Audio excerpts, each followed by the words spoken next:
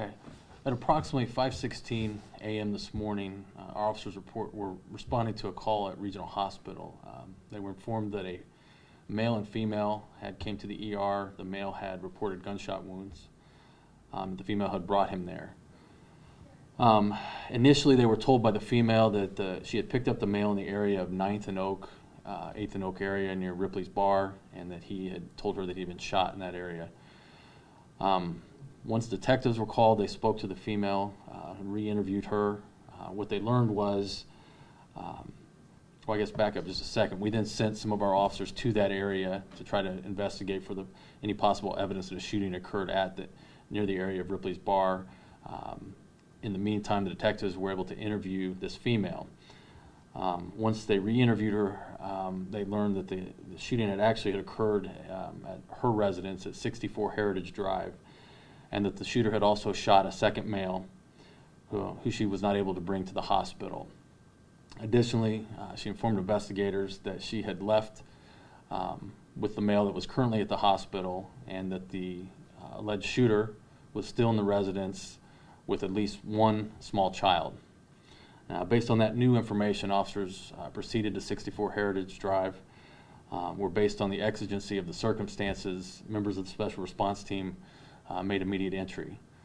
Inside the residence, they encountered a male suspect who still had his hand on a gun that was in his pocket. They were able to, after a brief struggle with the male, they were able to successfully take him into custody without serious injury. In a second room of the house, they were able to locate 3 small children between the ages of 2 and 4, and they were brought out immediately and transported to the police department, where they were examined by Terre Haute Fire Department medics and DCS. In yet another room of the house, a deceased male was located, and at this time, that residence, we've obtained a search warrant for to further process it for our investigation. At this point, the suspect, Duran Martez Randall, 36, has been taken into custody on preliminary charges of murder and aggravated battery. I can't release a whole lot at this point. Obviously, this has just occurred over the last few hours, and our investigation is relatively new. But these are the facts that I'm able to tell you about at this time. I will say that, unlike many of the things that you're probably familiar with our special response team, this was something that had to be done immediately based on the danger to the reported second victim, and that we have potential for small children to be in the house. I'm very proud of what they did today. Unfortunately, we lost one life, but we have 3 small children that were brought out, and they're okay, at least physically. And the suspect in this case was also, like I said, without serious injury. So at this time, I'll try to answer questions that you might have. Again, it's early, so please understand if I can't give you all the details. Can you spell the suspect's name? I'm going to have to give that to you later. We're having some discrepancy on the ID that he gave us. We're being told that it's not spelled correctly on there, so we're going to confirm once we get him to book in and get the fingerprints ran. It is our understanding that he lived at that residence, so, and that at least one of the other members that was one of our other victims was related to him. The victim that died? No. Okay. The one at the hospital? Yes. Is this in any way connected to the shootings at Garfield that happened this morning or yesterday? In no way. Okay. In no way. And let's be clear on that before we, more information will come on that, so there'll be more on that, but we don't believe in that particular case we have a shooter at large. Okay.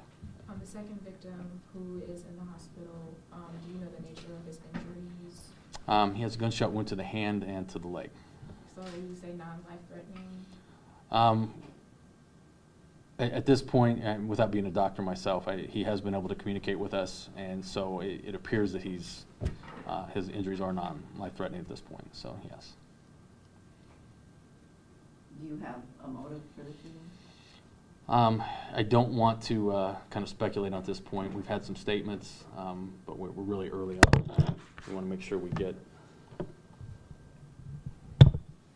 make sure we're correct on that. So.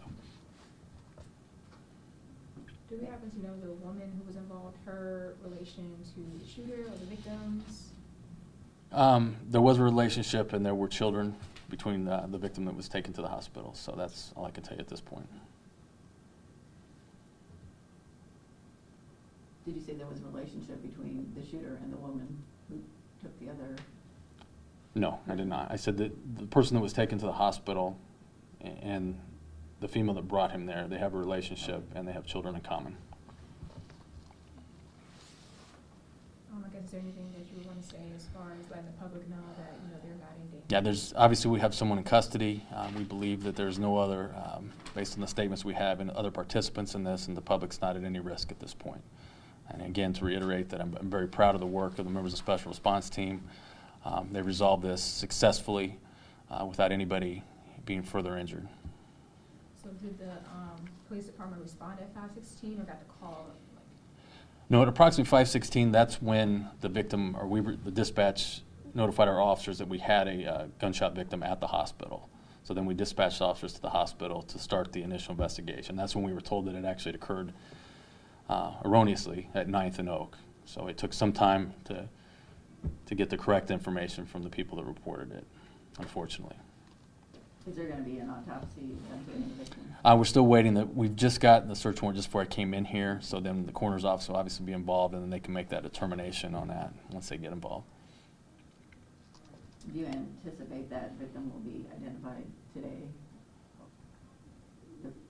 Oh, by the coroner's office? Well, I mean, that's really the coroner's office, but I wouldn't see why that would not occur today. We obviously are not releasing it at this point just because we want to give the family time to notify other family members. And the children there, are they with relatives now, or are they? After being treated by the medics or being examined by the medics and DCS, they're going to be reunited with their mothers this morning. So. By the time you got the call and when you found out that it was actually at Heritage Drive, is there a timeline there? It was 5:16 to... Detectives were initially notified around 6 a.m. They began their investigation over the course of back and forth between the statements we were getting, and the time they made entry to the residence was approximately 8:30.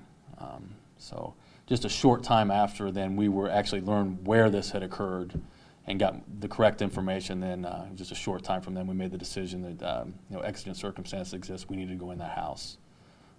But once that was done, then we have to pull out. Once the initial threat to life is over, we pull out and we get a search warrant to properly process that scene. So, is there any other questions that you might have? Sorry, we'll give more details once, like I said, with the victim, we were able to notify the family, and they can, once that's done, then we'll be able to release the name at a later time. So, do you have the age of the victim? I'm going to hold off just a little bit, just because we're giving the address where this occurred. I want to give the family just a little more time. Could you, I know you said you have to confirm things, but could you say what you believe the name of the suspect was again? Yeah, Duran Martez Randall is the name. I just want to be sure on the spelling on that. Like I said, we had an ID that was presented, and we're being informed that the spelling, that's not correct. Okay, so you believe it's Duran Martez? Yes, Randall. D-U-R-A-N-D is what we've told on the first name. We'll be able to confirm that once we the booking process and we confirm with fingerprints and names. Randall, R-A-N-D-A-L-L. That's what we have initially, so I'm hoping that is correct. Is that person expected to appear in court today? I don't know. Honestly, that'll be up to the prosecutor and the judge based on the time he's booked in. So, anything else? Okay, thank you guys. Thank you.